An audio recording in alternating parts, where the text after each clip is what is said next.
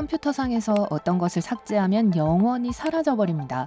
무언가를 실행하기 위해 컴퓨터 소프트웨어는 0과 1로 구성된 이진 코드에 의존합니다. 컴퓨터뿐만 아니라 다른 전자제품들도 그걸 사용합니다. 계산기, 스마트폰, 심지어 전기 커피 메이커나 전자레인지까지도요. 하지만 이 숫자들은 어떻게든 물리적으로 저장되어야 합니다. 그래야 자기 매체가 작동됩니다. 간단히 말해서 하드드라이브죠. 모든 저장 장치의 양극과 음극은 전자정보를 물리적 정보로 쉽게 변환할 수 있습니다. 이런 식으로 이진 코드의 1은 전기 신호를 활성화시키고 0은 작동을 멈추게 합니다. 이렇게 전력 공급 없이도 필요한 만큼 오래 정보를 저장할 수 있습니다. 하드드라이브가 기기 안에 있을 필요도 없어요. CD, 플래시 드라이브 혹은 외장 하드드라이브도 가능합니다. 그러므로 삭제하려는 파일은 이미 전기 신호 형태의 물리적 존재가 있습니다. 삭제를 누르면 파일은 우선 먼저 휴지통으로 이동합니다. 하지만 아직 영원히 사라지지 않았어요. 파일은 쉽게 복구될 수 있는 다른 폴더로 재배치됐을 뿐이에요. 여러분이 파티에 와 있고 사람들의 대화에 끼어들려고 하다가 무언가에 걸려서 스낵바로 넘어지면서 음료수를 다 뒤집어 썼다고 가정해 봅시다. 다들 웃고 있어요. 어떤 것도 실행 취소하거나 삭제할 수 없기 때문에 평생 그 기억을 가지고 살아야 합니다.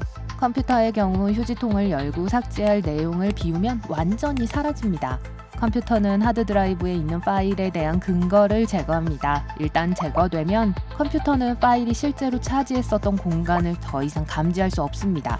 즉, 새로운 데이터를 저장할 수 있는 빈 공간이 새로 생겼다는 뜻이죠. 그래서 만약 파티에 갔다가 걸려 넘어졌다면 그 장면 전체를 새롭고 개선된 장면으로 덮어쓸 수 있습니다. 그리고 아무도 무슨 일이 일어났는지 기억하지 못할 거예요. 그리고 수많은 새로운 시나리오로 몇 번이고 반복할 수 있어요. 파티에서 넘어지는 일이 잦다면요. 램, 아니요, 그 램 말고요. 흔히 컴퓨터에서 램이라고 하는 랜덤 액세스 메모리는 컴퓨터에서 작업을 수행하게 하는 주 기억 장치입니다. 새 휴대폰의 사양을 볼 때 대용량 저장 장치가 있으면 성능도 빠를 거라고 생각할 수 있어요. 그러나 공간이 많다고 해서 빠르게 작동하는 것은 아닙니다. 프로그램 또는 문서를 2번 클릭하고 끌기, 놓기, 입력하기. 컴퓨터가 수행하는 모든 작업은 램을 사용합니다. 사람으로 치면 기본적인 운동신경이라고 생각하세요. 우리 뇌는 기억을 저장할 수 있습니다.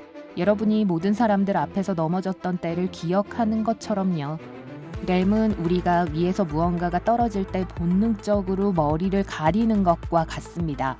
빠르게 액세스할 수 있으므로 어떠한 사고 과정도 필요하지 않습니다. 따라서 램이 2GB밖에 되지 않아도 기본 스프레드시트와 문서, 이메일 쓰기에는 충분합니다. 그러나 최대 렌더링으로 4K의 비디오 편집 작업은 할 수 없을 거예요. 따라서 장치의 실행 속도가 느리고 대용량 파일을 사용하는 경우 기본 기능이 빠르게 수행되고 모든 작업이 더 빠른 속도로 진행되도록 램을 업그레이드하는 것이 좋습니다. 이번에는 파티가 완전 통제 불능 상태라고 가정해 볼게요. 파티장은 초대받지 않은 손님들로 붐비고 음식이 여기저기 흩어져 있습니다. 컴퓨터는 여러 가지 기능을 동시에 수행하는 것을 주체하지 못하거나 바이러스 및 악성 프로그램에 감염될 수 있습니다. 이 경우 전체 시스템이 지연되고 여러분은 컴퓨터를 창밖으로 던지고 싶은 기분이 들게 될 거예요. 제발 그러지 마세요. 창문 아래에 누가 있을지도 모르잖아요. 컴퓨터를 재포맷하면 모든 파일을 지우고 OS와 함께 제공되는 기본 프로그램을 원래 설정으로 복원할 수 있습니다. 하드드라이브를 기술적으로 포맷하는데 수동으로 정리하면 아주 오래 걸릴 수 있는 작업이죠. 그러므로 복구 불가능한 작업을 수행하기 전에 플래시 드라이브나 하드디스크를 준비하세요. 시스템이 포맷되면 아무것도 복구할 수 없습니다. 자, 드디어 초대받지 않은 손님들과 혼란스러운 모든 것을 제거했어요. 좋은 사람들과 함께 기본적인 음악과 간식으로 초기화됐습니다. 여러분은 넘어지지도 않았고 웃기는 영상의 주인공이 되지도 않았어요. 조각 모음은 여기저기 흩어져 있는 하드드라이브에서 관련 데이터를 재구성하는 방법입니다. 조각들을 배열하고 깨끗하고 깔끔한 방법으로 다시 조립합니다. 많은 사람들이 기기를 잘못 판단하고 재포맷하거나 새 기기를 구입해야 한다고 생각하지만 디스크 조각화는 매우 흔합니다. 만약 파티가 너무 엉망진창이라면 조각 모음은 누군가를 고용해서 모든 것을 정리하고 재정비하도록 하는 것과 같습니다. 만약 스낵 카운터가 보드게임으로 가득 차 있고 모든 사람들의 전화가 뒤섞여 있다면 이 청소 도우미는 간단히 모든 것을 정리해서 사람들이 필요한 것을 집을 수 있게 만들 거예요. 디스크 조각화는 파일이 디스크에 맞도록 서로 다른 조각으로 분할될 때 발생합니다. 많은 파일이 항상 작성되고 삭제되고 크기가 조정되기 때문에 이런 일이 발생하는 것은 당연합니다. 그리고 파일이 다른 위치로 분산되면 더 악화됩니다.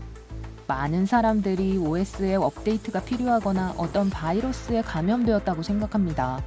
하지만 컴퓨터의 램과 CPU에 비해 디스크는 가장 약한 부분입니다. 컴퓨터를 거대한 저수조라고 한다면 디스크는 작은 수도꼭지예요. 일단 수도꼭지가 막히면 물은 제대로 나오지 않을 거예요. 조각화는 성능을 저하시킬 뿐만 아니라 파일 읽기 또는 쓰기를 방해하고 바이러스 검색 시간을 지연시키고 부팅 시간을 늦출 수 있습니다. 이 문제를 해결하는 간단한 방법은 파일을 정리하는 것이지만 이게 너무 번거롭다면 프로그램을 다운로드해서 해결할 수 있습니다. 저는 그 방법이 좋아요. 시스템 조각 모음을 실행하면 성능이 새 것처럼 다시 향상되기 시작합니다. 전파와 장치의 공통점은 무엇일까요? 맞아요. 블루투스입니다. 블루투스의 작동 방식은 키보드나 헤드셋과 같은 두 장치를 전화나 컴퓨터에 아무 방해 없이 특정 범위 내에서 페어링하는 것입니다. 인터넷에 직접 연결되는 와이파이 라우터와는 달리 블루투스는 제3자 없이 장치에서 장치로 신호를 전송하는 방식으로 작동합니다. 이렇게 하면 연결이 안전하고 안정적이며 배터리 수명을 늘리기 위해 전력 사용량도 낮게 유지됩니다. 놀라운 전파 덕분에 차고 문 리모컨, 무선 전화기, 그리고 아기 모니터와 같은 많은 다른 장치들은 서로 방해받지 않고 작동합니다. 만약 그렇지 않다면 여러분의 집은 불량 로봇에게 점령당한 것처럼 보일 거예요. 경고! 불량 로봇! 컴퓨터는 이제 말 그대로 주머니에 넣고 다닐 수 있습니다. 네, 스마트폰은 엄밀히 말하면 컴퓨터예요. 하지만 최초의 컴퓨터는 방만큼 컸습니다. 최초의 컴퓨터는 게임, 유튜브, 소셜미디어와 같은 재미보다는 문제를 해결하기 위해 만들어졌습니다. 데이터를 입력하는 최초의 방법 중 하나는 펀치카드였습니다. 이진법 코드가 0과 1에 의존해서 전기 신호를 읽는 것처럼 펀치카드 시스템은 종이카드에 있는 구멍에 의해 작동했습니다. 펀치카드는 손이나 기계로 만들어진 후에 컴퓨터에 연결된 카드 리더에 끼워졌습니다. 그러면 카드 리더가 정보를 읽고 구멍의 순서를 디지털 정보로 변환했습니다. 이 시스템은 1800년대 초반에 만들어졌지만 기술혁명의 시작이었습니다. 그러다가 펀치카드는 현재 우리가 사용하는 방식의 0과 1로 진화하게 됩니다. 1946년 애니악이라는 컴퓨터가 만들어졌는데 무게가 30톤에 달했고 18,000개의 진공관이 정보를 처리하는 데 사용되었다고 합니다. 그 컴퓨터를 처음 켰을 때 필라델피아의 많은 지역에서 불빛이 어두워졌습니다. 그 컴퓨터는 운영체제가 없었기 때문에 한 가지 작업만 수행할 수 있었습니다. 1951년 진공관이 사라지고 트랜지스터로 교체됐고 동시에 최초의 상업용 컴퓨터가 대중에게 공개되었습니다. 곧 컴퓨터는 더 현대적인 형태를 띠기 시작했습니다. 100개가 넘는 컴퓨터 프로그래밍 언어, 메모리 운영체제가 등장했습니다. 테이프, 디스크, 프린터와 같은 저장 유형도 포함되었습니다. 10년 후 직접 회로가 등장했습니다. 컴퓨터는 더 작고 강력해졌습니다. 한 가지 작업을 수행하는 대신 많은 프로그램을 동시에 실행할 수 있었습니다. 그리고 80년대에는 마이크로소프트와 애플이 성장했습니다. 애플은 날렵한 인터페이스와 컴퓨터 마우스를 소개했습니다. 하지만 마이크로소프트가 윈도우 운영체제를 세상에 제공한 건 90년대 이후였습니다. 그 이후 컴퓨터의 역사는 우리 모두가 잘 알고 있습니다. 교훈이 있다면 파티에서 넘어지지 말라는 거예요.